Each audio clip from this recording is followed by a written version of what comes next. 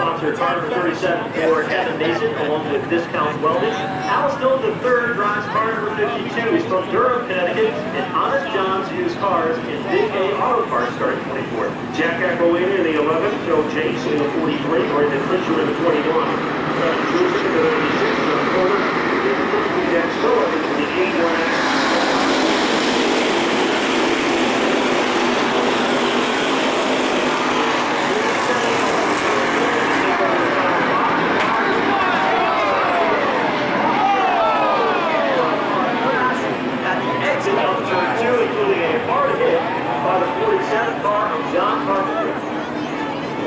And I believe it is James Pelt in the middle of that, along with Randy Waterman in the 24, Mike Hayden in the 02.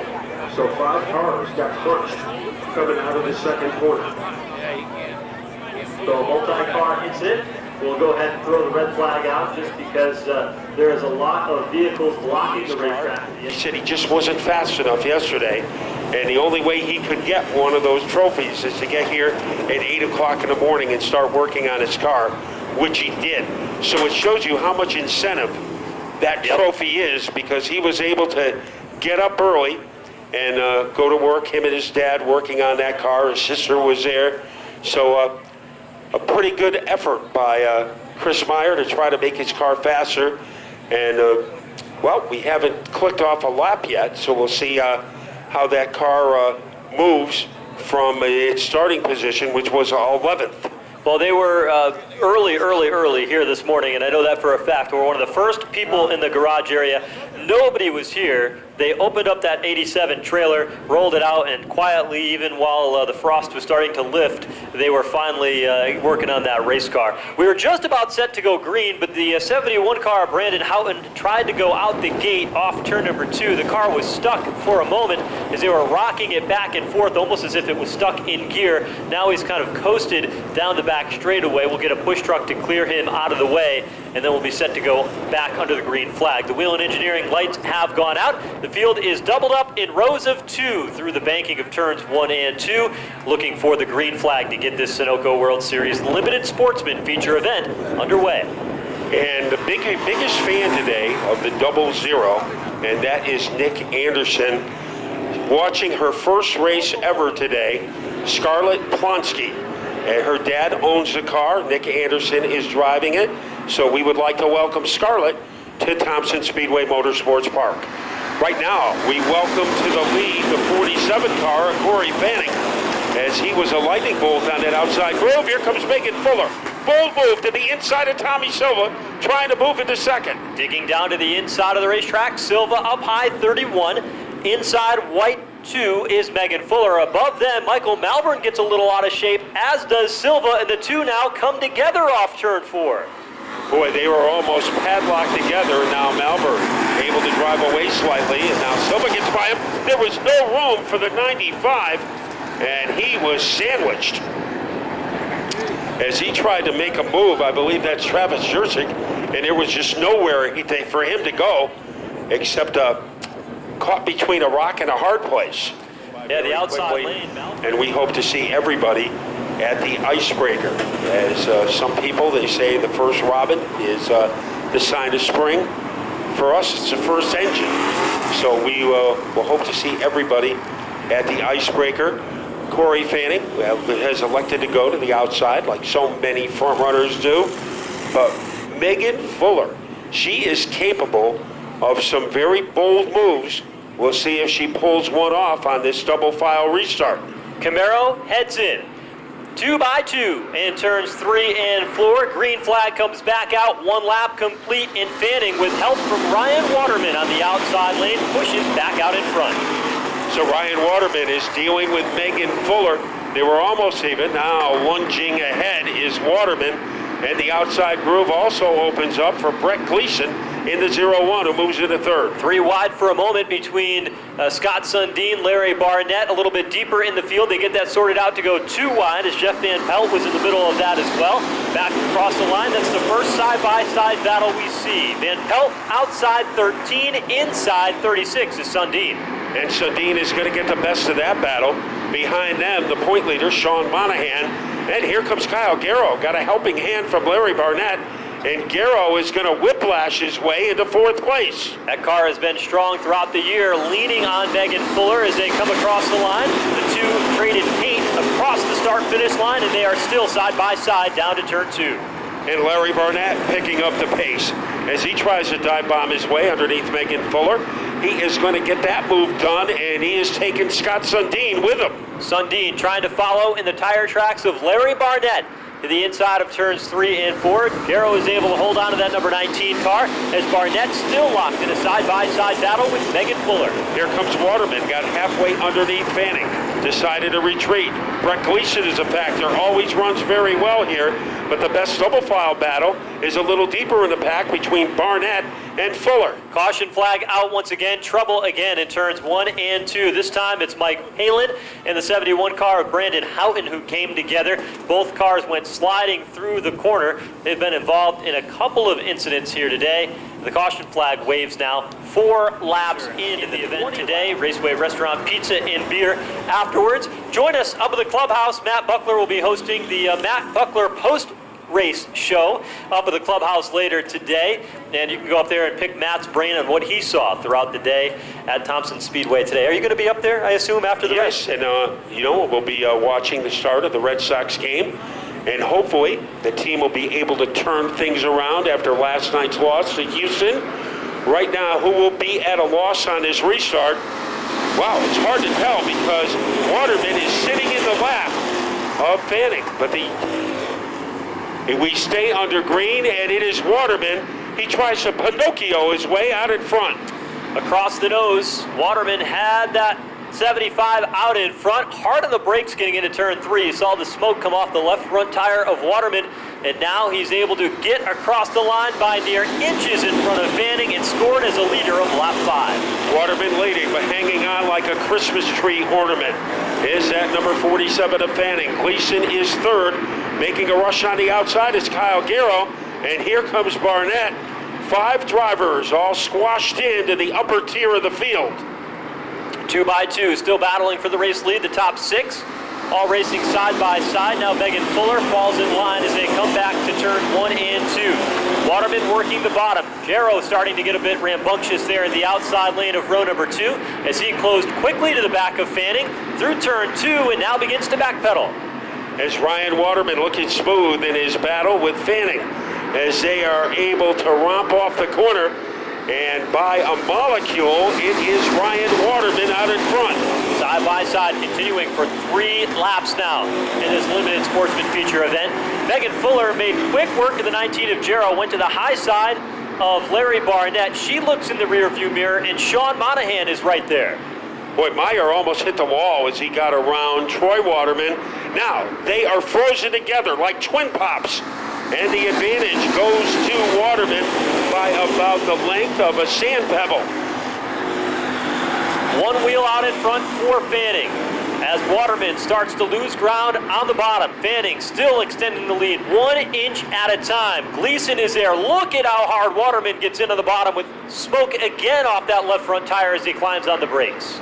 As Waterman leading by the length of an antler on a moose, he is in the top spot. Here comes Fanning again to challenge on the outside. He nudges in front by a schnoz.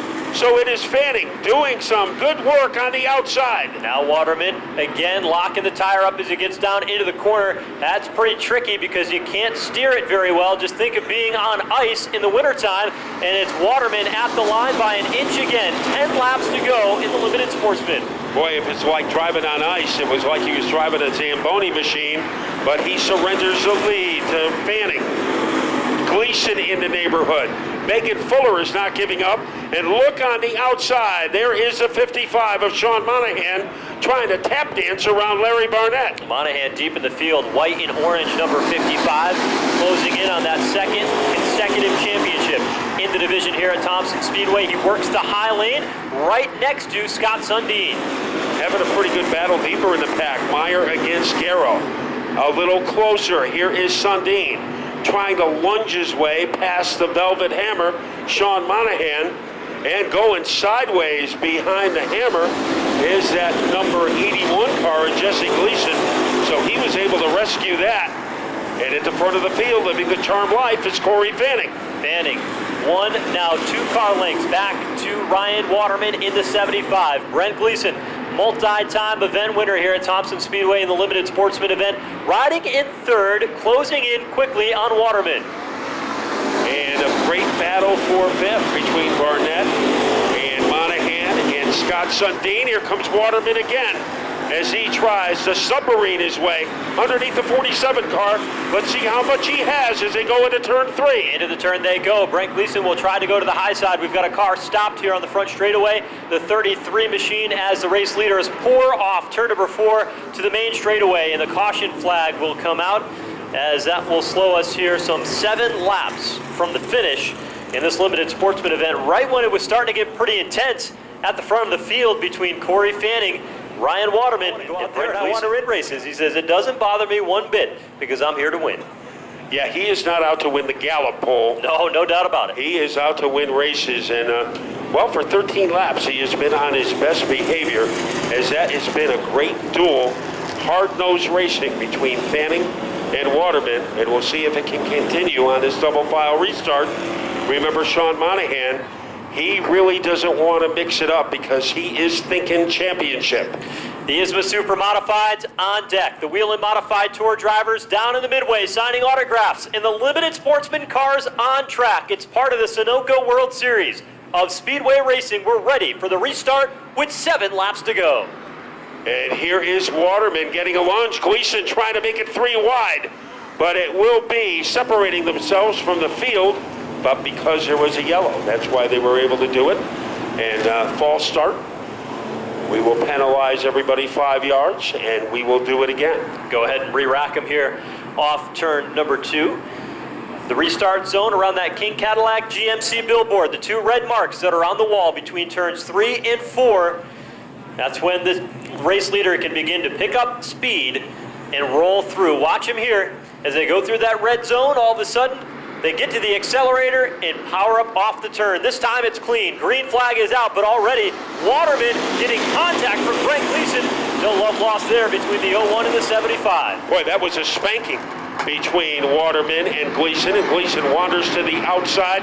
Here is Waterman on the inside, trying to wrestle the lead away from Corey Fanning. Megan Fuller in trouble as she lost ground off turn number 2. They are side by side ahead of them. Meanwhile, Scott Sundin into the left rear quarter of Larry Barnett. They both go spinning to the yellow flag off turn 4 as 2 of the multi-time track champions spin in turn 4, bringing us under the caution. Look like Saturday night square All dancing. the campers in the parking lot here this weekend. I know the lots were a little bit muddy. I nearly got my truck stuck coming in with mine earlier in the weekend, but certainly we thank you for hanging out with us this weekend. It's been a good, safe weekend, and we look forward to seeing you again for many, many events.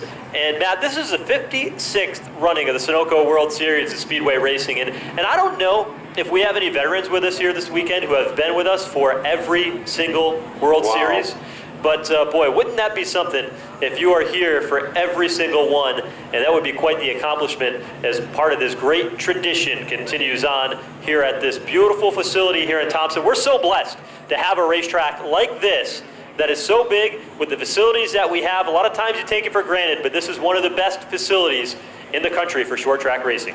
Yeah, well, I think 1962 would be the year that you would have to have come here.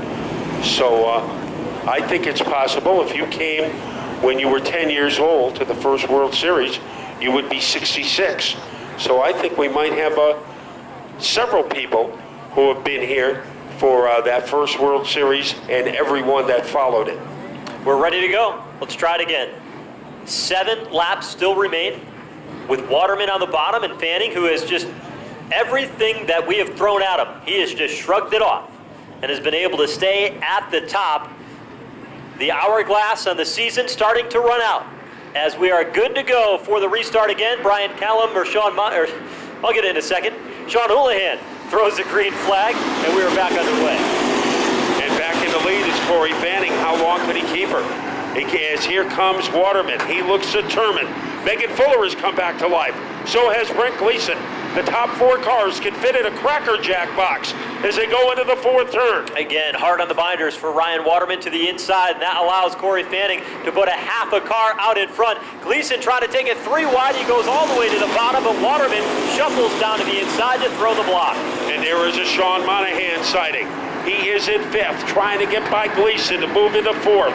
Megan Fuller, she bottled him up, and Gleason is able to glide into 3rd. Every time Monahan tries to make the outside lane work, Megan Fuller has been there. He's got to change his strategy if he wants to work to the front, because Fuller has been tough in the top 5 all day long, outside white number 2.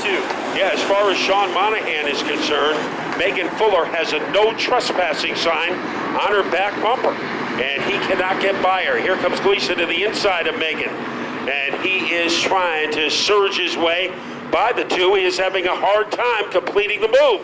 Monahan in the tire tracks now of Brent Gleason in that 0-1 car. 4 to go this time. Gleason gets through underneath Megan Fuller. Fuller tapped to the back bumper. Gives him the old short track bump, but here comes Monahan inside lane off 2. And Monahan finally gets underneath Megan Fuller. Chris Meyer moving up. Jesse Gleason is with him. But pulling away from Waterman is Corey Fanning. Corey Fanning has won a lot of races this year in a lot of different divisions. He is holding his own against Waterman. He leads the way off turn number 2. A car length in hand. Waterman has not had anything for Fanning, and now Brent Gleason starts to close in. 4th place is Monahan. To the line, 2 laps remain. And the countdown has started for Sean Monahan, trying to win his 2nd consecutive championship. The best battle between Meyer and Gleason. That is a fight for 6th and 7th. And right now it is Gleason that has a handle on that. And Meyer gets the advantage. The white flag is coming out.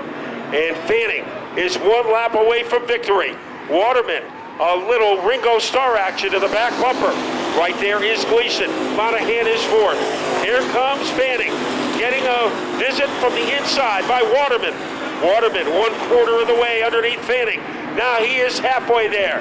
Fanning holding him off as they whirlwind their way off the corner. There is contact between Waterman and Fanning. Gleason makes a move on the inside. They're 3 wide. Hitting the wall, Waterman, he almost went overboard, and Fanning wins. Captain Chaos is able to win it. And what a wild, unbelievable, mind-boggling, breathtaking finish. As Waterman almost went overboard. As that car almost flipped, he stayed on his wheels. Here is the unbelievable finish. Corey Fanning the winner. Ryan Waterman 2nd. Brent Gleason 3rd.